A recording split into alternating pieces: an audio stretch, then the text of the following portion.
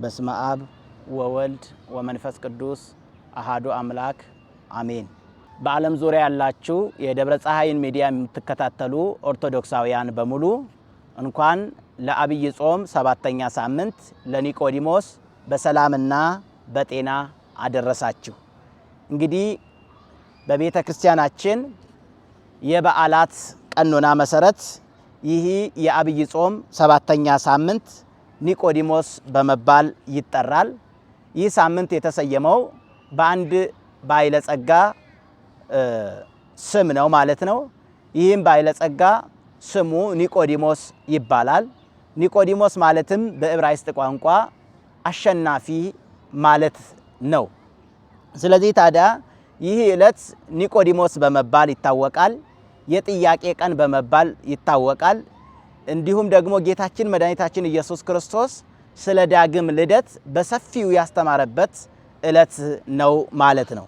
ስለዚህ ይህ ኒቆዲሞስ የተባለው የምናገኘው ታሪኩን በዕለቱ ወንጌል በወንጌል ዮሐንስ ምዕራፍ 3 ቁጥር 1 ጀምረን የዚህን ሰው ታሪክ እናገኛለን። እንዲህ ይላል። ወሃሎ አሃዱ ብእሲ እምፈሪሳውያን ዘስሙ ኒቆዲሞስ፣ ከፈሪሳውያን ወገን የአይሁድ አለቃ የሆነ ኒቆዲሞስ የሚባል አንድ ሰው ነበረ ይላል።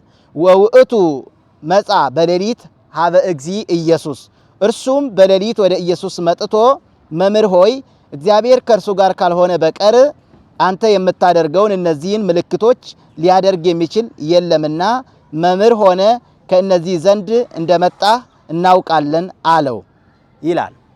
እንግዲህ ይህ ኒቆዲሞስ የተባለው የመጣው አንደኛ ኒቆዲሞስ ማን ነው? ማንነቱን ስንመለከት ይህ ኒቆዲሞስ ምሁረ ኦሪት ነው። ጌታችንን መስክሮለታል።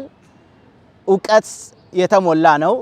ከዛ ቀጥሎ ደግሞ ባለጸጋ ነው። ከዛ ቀጥሎ ደግሞ ስልጣን ያለው ነው። የኦሪታውያን አለቃ ነው፣ ወይም ደግሞ የዛ አካባቢ የፈሪሳውያን አለቃ ነው። እነዚህ ሶስቱ ነገሮች የተሟሉለት ናቸው ማለት ነው።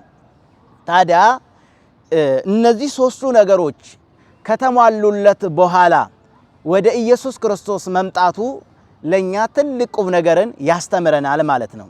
ወደ ክርስቶስ ለመምጣት ዕውቀት ሊያግደን እንደማይገባ፣ ወደ ክርስቶስ ለመምጣት ስልጣን ሊያግደን እንደማይገባ፣ ወደ ክርስቶስ ለመምጣት ሀብት ሊያግደን እንደማይገባ ከኒቆዲሞስ እንማራለን ማለት ነው። ምክንያቱም ብዙ ሰዎች ሀብት ሲኖራቸው ያ ባለጸጋ ለካ ቤተ ክርስቲያን ሄዶ አፈር ላይ ይንበረከካል ላለመባል፣ ያ ባለስልጣን ለካ ቤተ ክርስቲያን ሄዶ አፈር ላይ ይንበረከካል ላለመባል፣ ስልጣናቸው፣ ዕውቀታቸው፣ ሀብታቸው ከቤተ ክርስቲያን የከለከላቸው በዚህ ዘመን የተወሰኑትን ሰዎች እንመለከታለን ማለት ነው። ኒቆዲሞስ ግን የሚያስተምረን ወደ ክርስቶስ ለመምጣት ምንም አይነት ዓለማዊ ነገር ሊያግደን እንደማይገባ ከዚህ ሰው እንማራለን ማለት ነው። ሌላኛው ከዚህ ሰው የምንማረው ምንድን ነው ከተባለ ይህ ሰው ከመምጣቱ ጀምሮ ምስጋናን ነው ያቀረበው። ምን ብሎ? ረቢ ነአምር ከመ እምኀበ እግዚአብሔር ወጻይከ ወመጻይከ ወአልቦ ዘይገብር ዘንተ ተአምረ ዘአንተ ትገብር ዘእንበለ ዘእግዚአብሔር ምስሌሁ፣ እግዚአብሔር ከእርሱ ጋር ካልሆነ በቀር አንተ የምታደርገውን ተአምራት ሊያደርገው የሚችል ማንም የለም ብሎ ምስክርነት ነው የወጣው ማለት ነው። በክርስትና ሕይወት ውስጥ ደግሞ ትልቁ ነገር ምንድን ነው ከተባለ ምስክርነት ነው። እኛ የትንሣኤ ምስክሮች ነን፣ የሞቱ ምስክሮች ነን፣ እንዲሁም ደግሞ የክርስቶስ የመወለዱ ምስክሮች ነንና ይህ ሰውም መጀመሪያ ክርስቶስ ያደረገውን ከመመስከር ነው የጀመረው ማለት ነው። ምክንያቱም ተደርጎላቸው ያልመሰከሩ ብዙ ሰዎች አሉ። ጌታችን ኢየሱስ ክርስቶስ በመጽሐፍ እንደተጻፈ 10 ሰዎችን ፈውሶ ከ10ሩ መካከል አንዱ እያመሰገነ እየመሰከረ ሲመለስ 9ኞቹ ሳይመሰክሩ ቀርተዋል ማለት ነው።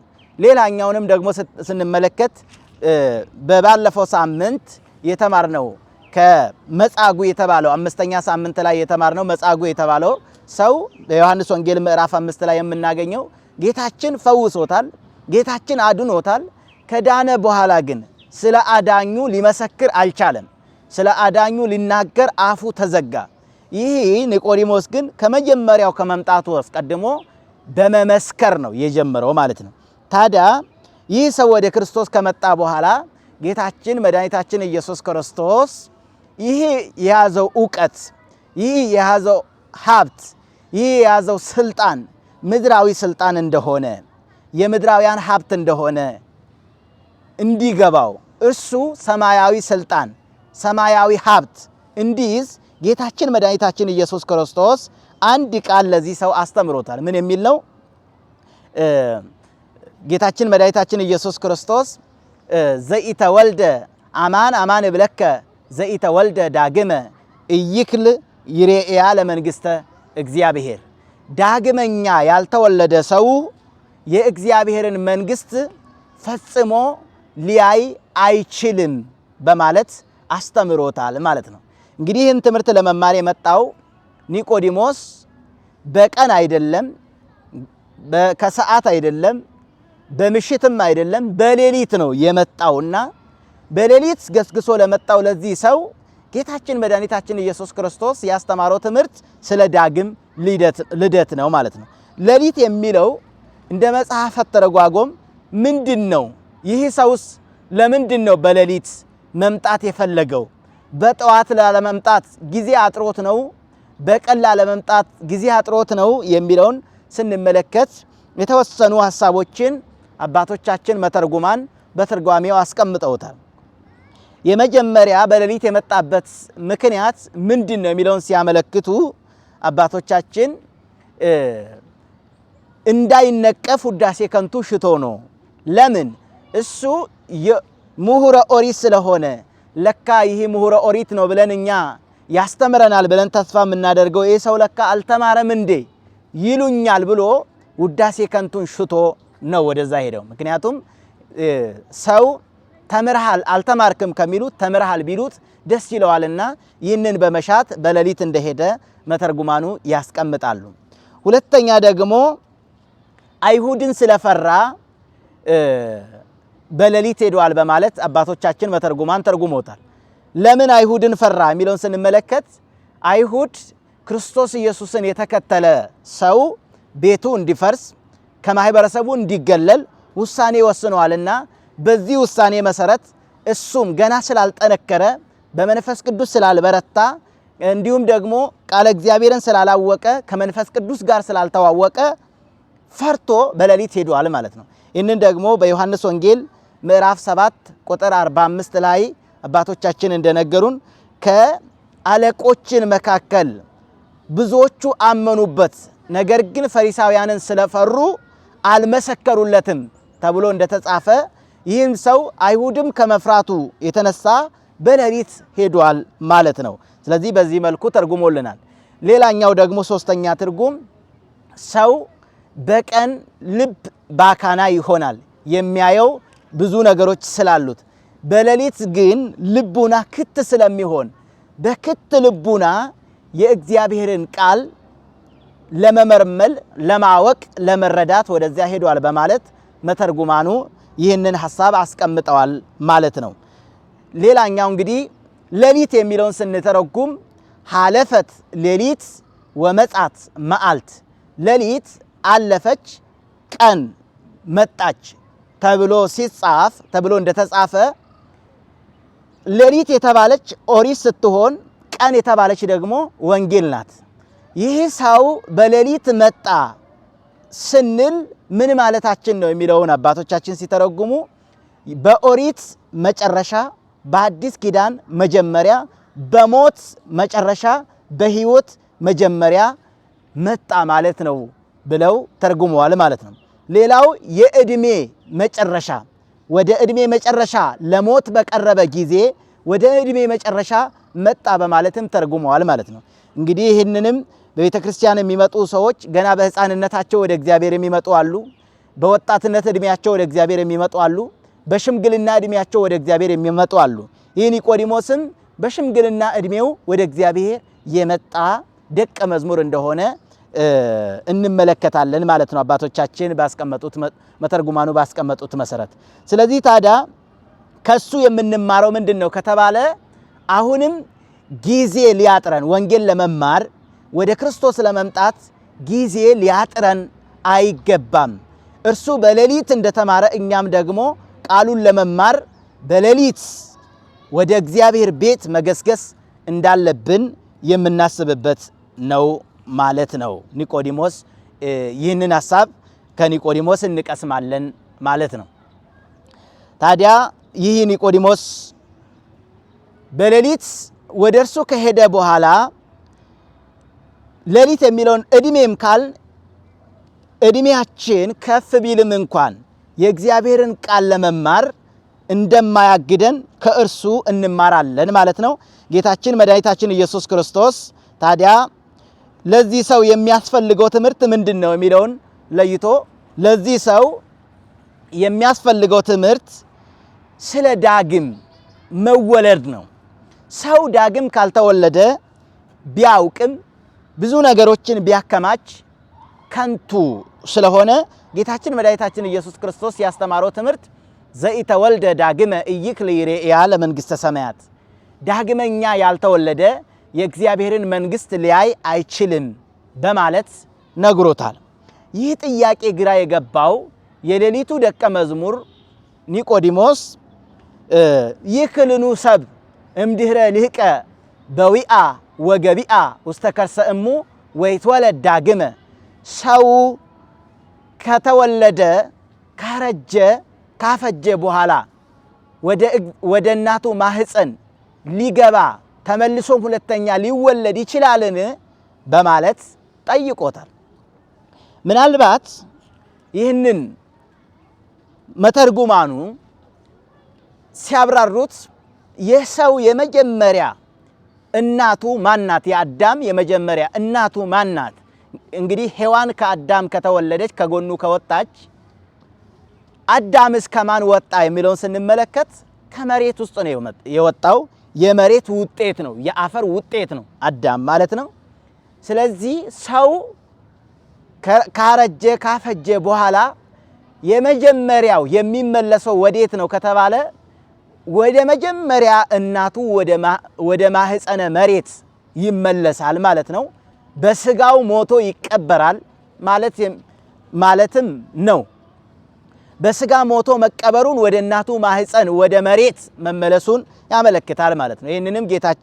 ይህንንም አምላካችን ኦ አዳም መሬት አንተ ወትገብ ውስተ መሬት፣ አዳም ቀድሞ መሬት ነህ፣ ወደ ቀደመ መሬትነት ትመለሳለህ ባለው መሰረት ወደ መሬት መመለሱን የሚያመለክት ነው ማለት ነው። ዳግመኛ መወለድ የሚለውን ደግሞ ተመልሶ መወለድ የሚለውን ደግሞ በአንደኛ ቆሮንቶስ ምዕራፍ 15 ላይ እንደተጠቀሰ እንዲሁም ደግሞ በቅዳሴው ቅዱስ ያዕቆብ ዘስሩግ እንዳስቀመጠልን በቀዳማይ ንፋተ ቀርን ይትጋብኡ ጸበለ አዕጽምት ሀበሃለው ርስ፣ በመጀመሪያው የመለከቱ ድምፅ ጊዜ አጥንቶች ሁሉ የተከሰከሱት ሁሉ ራስ ወዳለበት ይሰበሰባሉ። ወበካልአይ ንፋተ ቀርን ይከውን በድነ ፍጹመ፣ በሁለተኛው የመለከቱ ድምፅ ጊዜ ሰው ሁሉ ፍጹም በድን ይሆናል። ወበሳልሳይ ንፋተ ቀርን ይትነስኡ ምውታን ከመቀጽበተ ዓይን፣ በሶስተኛው የመላኩ መለከት ድምፅ ጊዜ ሰው ሁሉ ከእንቅልፍ እንደሚነቃ፣ ሰው ሁሉ ከእናቱ ማህፀን እንደሚወለድ አዲስ ሰውነትን አዲስ ማንነትን ይዞ ከመቃብር ውስጥ በዳግም ልደት ወይም ደግሞ በዳግም ትንሣኤ ይነሳል ማለት እንደሆነ አባቶቻችን መተርጉማን በማብራሪያቸው በመጻፋቸው አስቀምጠውታል ማለት ነው። ጌታችን መድኃኒታችን ኢየሱስ ክርስቶስ ግን ስለዚህ ሰው ያስተማረው ዳግም መወለድ የሚለው ምንድነው የሚለውን ስንመለከት ሰው ሁለተኛ ሊወለድ ይችላልን ብሎ ኒቆዲሞስ ሲጠይቅ ምንድነው የመለሰለት? ዘተወልደ እምሥጋ ሥጋ ውእቱ ወዘሰ ተወልደ እመንፈስ መንፈስ ውእቱ፣ ከሥጋ የተወለደ ሥጋ ነው፣ ከመንፈስ የተወለደ መንፈስ ነው በማለት ከሥጋዊ ልደት ውጪ ሌላ ልደት እንዳለ፣ አሁን ከሚጠፋ ዘር እንደተወለድን ሁሉ ከማይጠፋ ዘር ደግሞ እንደምንወለድ አስተምሮናል ማለት ነው። ይህንን ደግሞ በአንደኛ ጴጥሮስ ምዕራፍ 1 ቁጥር 23 ላይ እንዲህ ተብሎ ተጽፏል። ዳግመኛ የተወለዳችሁት ከሚጠፋ ዘር አይደለም፣ በሕያውና ለዘላለም በሚኖር ቃል ከማይጠፋ ዘር ነው እንጂ። ስለዚህ ታዲያ የአሁኑ መወለድ ረቂቅ ልደት ነው፣ የማይታይ ልደት ነው፣ መንፈሳዊ ልደት ነው። በምድር የሚቀር ሳይሆን በሰማይ ወደ ሰማይ የሚወጣ ልደት ነው። ከምድራዊ ሰው ሳይሆን ከመንፈስ ቅዱስ የምንወለድበት ልደት ስለሆነ ከሚጠፋ ዘር አይደለም በማለት ይህንን ቃል ጠቅሶ ነግሮናል ማለት ነው። ስለ ዳግም ልደት ስናነሳ ሌላም በዚህ በሁለተኛ ቆሮንቶስ ምዕራፍ 5 ቁጥር 17 ላይ ማንም በክርስቶስ ቢሆን አዲስ ፍጥረት ነው፣ አሮጌው ነገር አልፏል፣ እነሆ ሁሉም አዲስ ሆኗል ይላል። ስለዚህ ዳግም መወለድ ማለት ምን ማለት ነው የሚለውን ስንመለከት አዲስ ፍጥረት መሆን ማለት ነው። አዲስ ፍጥረት መሆን አሮጌ ነገራችን የሚወገድበት የሚቀበርበት፣ አዲሱ ማንነታችን የሚገለጥበት እንደሆነ ቅዱስ ጳውሎስ ስለ አዲስ ልደት በዚህ መልኩ ይነግረናል ማለት ነው። ስለ ልደት እንግዲህ ጌታችን መድኃኒታችን ኢየሱስ ክርስቶስ ይህንን ልደት የሰው ልጅ ያገኘው በራሱ ጥረት፣ በራሱ ድካም፣ በራሱ ጉልበት ሳይሆን ይህንን የመወለድ ስልጣን ያገኘው በኢየሱስ ክርስቶስ በእርሱ ጸጋ፣ በእርሱ ስጦታ፣ በእርሱ ቸርነት፣ በእርሱ ምሕረት እንደሆነ እንመለከታለን። በዮሐንስ ወንጌል ምዕራፍ 1 ቁጥር 12 ላይ እንዲህ ይላል፣ ወለእለሰ ተወክፍዎ ወሃቦሙ ስልጣነ ውሉደ እግዚአብሔር ይኩኑ ለእለ አምኑ በስሙ ለኢየሱስ ክርስቶስ፣ ላመኑት ደግሞም ለተቀበሉት ልጆች የሆኑ ዘንድ ስልጣን ሰጣቸው ነው የሚለው። ስለዚህ ይህንን ስልጣን የሰጠን ምድራዊ ሰው ሳይሆን ሰማያዊ አምላካችን ሰማያዊ አባታችን ኢየሱስ ክርስቶስ እንደሆነ ከዚህ መጽሐፍ መረዳት እንችላለን ማለት ነው። ስለዚህ ታዲያ አዲስ ፍጥረት መሆን፣ ከዛ ዳግም ከማይጠፋ ዘር መወለድ፣ ከዛም ቀጥሎ ደግሞ የመወለዳችንን ስልጣን ማግኘት ነው ማለት ነው ዳግም ልደት ማለት። ስለዚህ ታዲያ በዚህ ሳምንት ጌታችን መድኃኒታችን ኢየሱስ ክርስቶስ ካስተማረው ትምህርት መካከል አንዱ ይሄኛውን የዳግም መወለድን ነገር ነው ማለት ነው። ሰው ዳግመኛ ካልተወለደ ማንነቱ ምድራዊ ብቻ ይሆናል ማለት ነው። ፍጥረታዊ ብቻ ይሆናል ማለት ነው። ዓለማዊ ብቻ ይሆናል ማለት ነው።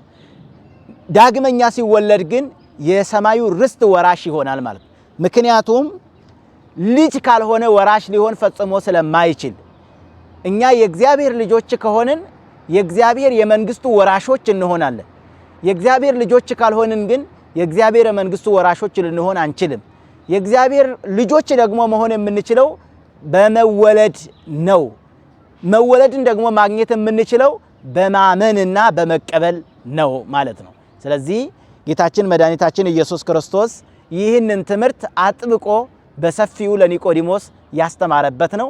ኒቆዲሞስም ደግሞ ይህንኑ ትምህርት ተምሮ በአደባባይ በአይሁድ ሸንጎ ፊት ስለ አባቱ ስለ እግዚአብሔር የመሰከረበት ደግሞም በትምህርቱ ትልቅ ፍሬን ያሳየበት ነው ማለት ነው። ብዙ ተምሮ በትምህርታቸው ፍሬ ያላሳዩ የክርስቶስም ደቀ መዛሙርት እንደነበሩ እንመለከታለን።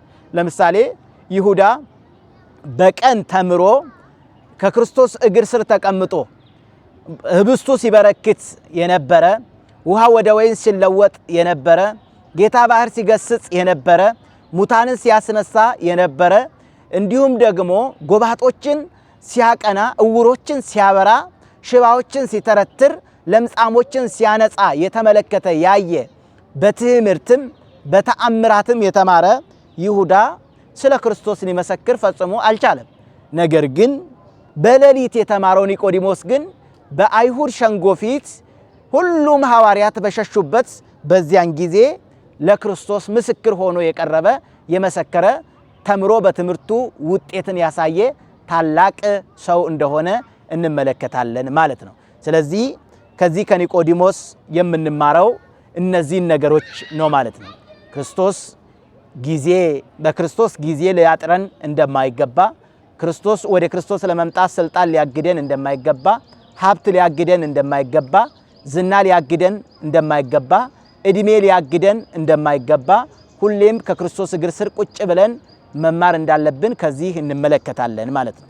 ክርስቶስ ስር ቁጭ ብሎ መማር ደግሞ ትልቅ ዋጋ እንዳለው ጌታችን እርሱ ራሱ ስለ ማርያም ሲናገር እንዲህ ብሎ እህት አልዓዛር የአልዓዛር እህት ስለ ማርያም ሲናገር እንዲህ ብሎ ገልጧል። ማርያምሰ ሀርየት መክፈልተ ሰናየ ዘኢያሃይድዋ ይእቲ ጸምር ጻዕዳ። እንግዲህ ማርያምስ በጎ እድልን ማንም የማይቀሟትን በጎ እድልን መረጠች ነው። ያ በጎ እድል የተባለው ምንድነው? ከክርስቶስ እግር ስር ቁጭ ብሎ ወንጌልን መማር ነው ማለት ነው። ስለዚህ ይህ ትልቁ በጎ እድል ነውና እኛም እርሱ በሾማቸው መምህራን እግር ስር ቁጭ ብለን እርሱ ከሰጠን ወንጌል አይናችን ተክለን እንድንማር እንድንረዳ ቤተክርስቲያን እግር ስር ተሰብስበን ቃሉን እንድንረዳ ደግሞም በሰዎች ፊት እንድንመሰክርና በሰማያት እሱ ደግሞ እንዲመሰክርልን መልካም ፈቃዱ ይሁንልን። ወስብሐት ለእግዚአብሔር። ይቆየን።